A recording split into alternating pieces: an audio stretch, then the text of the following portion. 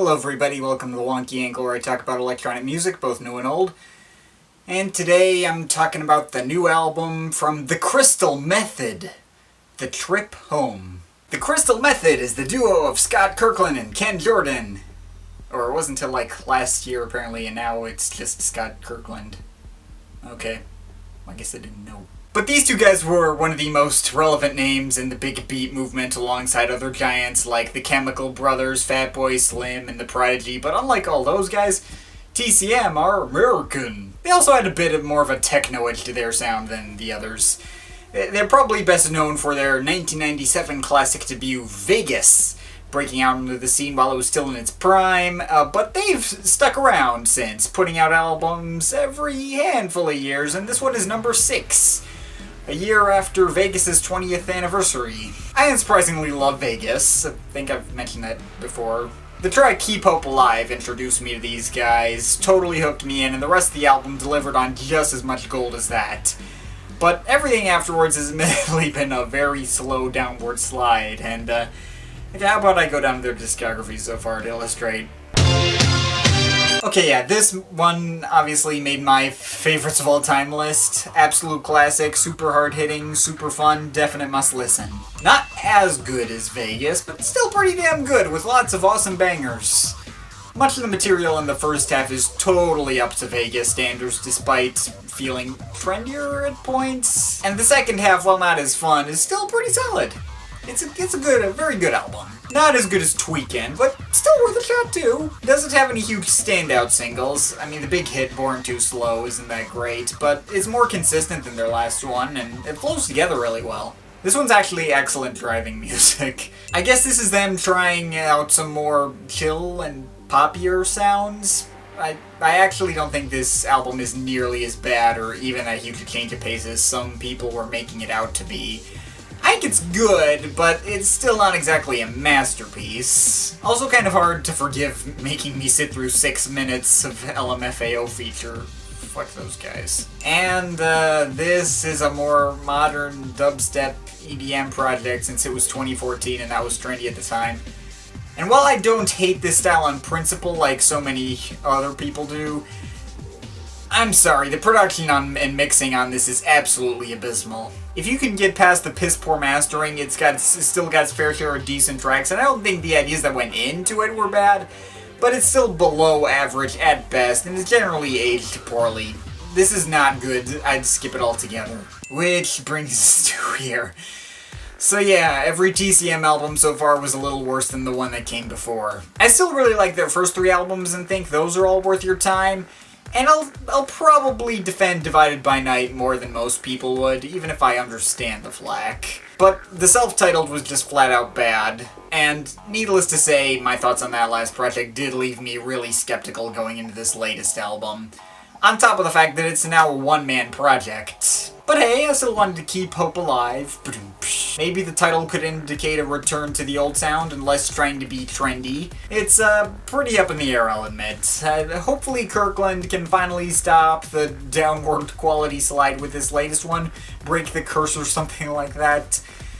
I mean, Kirkland would have to abandon everything I liked about TCM in the first place and double down on the worst qualities of that last album in order to pass under that bar, and even if he's working by himself now, I think he should know better than that, right? But I won't act like I wasn't worried. So, what exactly do we get with The Trip Home?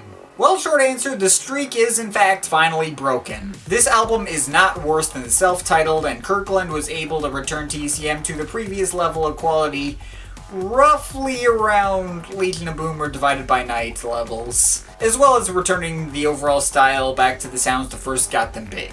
It's a pretty good album, I'll give it that. But if you were looking for something up to par with Vegas or Tweakin', this ain't it either. It's not great, and definitely not a year-end list contender by any stretch. In fact, honestly, the whole thing is pretty forgettable, and I don't see anything here sticking with me past this video. I'm probably gonna take it off my iPod once I'm done. But I can give this album a pass. It's a solid return to the kinds of sounds that got me interested in TCM in the first place. In terms of individual tracks, I can't say there's a lot for me to say. I mean, Kirkland delivers the same kind of abrasive but polished and futuristic sounding techno grooves I've come to associate so heavily with this act.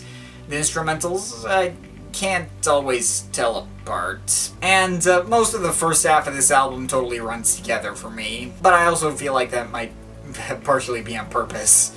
Like, I think the tracks Holy Arp and Moment of Truth actually mix into each other as almost the same piece. And Moment of Truth definitely stands out as the instrumental that most easily stood out to me. Just the grooves and dramatic atmosphere of that one hooked me in pretty well. And all the other instrumentals can stay around roughly that quality. They're all hard-hitting, well-produced, fun in the way I like Crystal Method tracks to be fun. Just not many of them have things for me to discuss. Even including when Matt Lange appears on Cabin Pressure, it didn't lead me to noticing the track more sounding out of the ordinary, just kind of blended in with everything else. But it was one of the more fun tracks on here anyways. There's a cool guitar breakdown on that one too. And there are also tracks with vocal guests as well, and those aren't bad either. Ghosts in the City got a little repetitive for me. I mean, I guess it's probably the catchiest track on the album, even if it really isn't that catchy to begin with.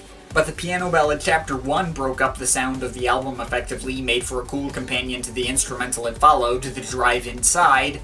And the other two vocal tracks are cool as well, I guess, even though I don't really remember them. Honestly, I don't think I have much else in the way of discussion in individual tracks. As a whole, I think this album reads to me as a shorter and less commercial companion to Legion of Boom. The kind of thing that works best when it's coming out of a car stereo and you're mainly vibing to it and getting into the groove and vibe. But I also went back to Vegas right after hearing this, and despite sounding so similar, the experience is way more fun and memorable. I think the thing that the trip home is missing is hooks.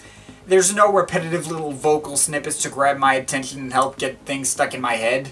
I guess I didn't know. Get busy time! I have no rhythm. You got it. That's the name of the game! That kind of thing would probably help a lot when it comes to memorability in each of these tracks. Yeah, some of those, you give a little bit of a hook and can help me remember some of these tracks better, because it's not going to be the melodies. I don't know, I feel like I can still probably give the trip home a pass because it is exactly what I wanted out of TCM, and the production and sound design is still totally all there. But by the same token, this album didn't massively raise my opinion of the Crystal Method or bring back all my faith in them, or him now. Already before this, they were not the kind of band I could listen to all the time, and it just works best when I'm in the specific kind of mood. I definitely get sick of them really quickly. They're not the kind of band I can listen to a lot of in a short amount of time. But I think you can also say that about the Chemical Brothers or the Prodigy or any other big beat outfit. They're fantastic in short bursts, but not over the course of a day when I had to refamiliarize myself with the back catalog. That probably took down my opinion of this album, muted the experience for me. I guess at the end of the day, this album's cool. It's well produced, it's fun, it's nice driving music as usual.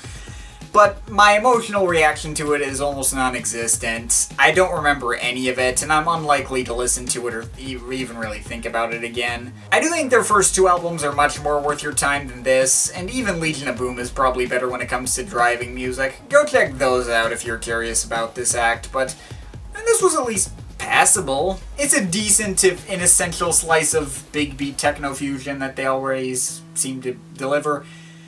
But if Kirkland wants to keep my hope for TCM alive any longer, he's gonna need to try harder than this.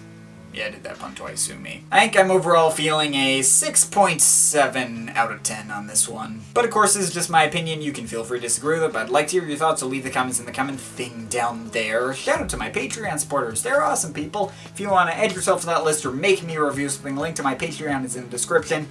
But yeah, that's pretty much it. That's all for today. See you next time.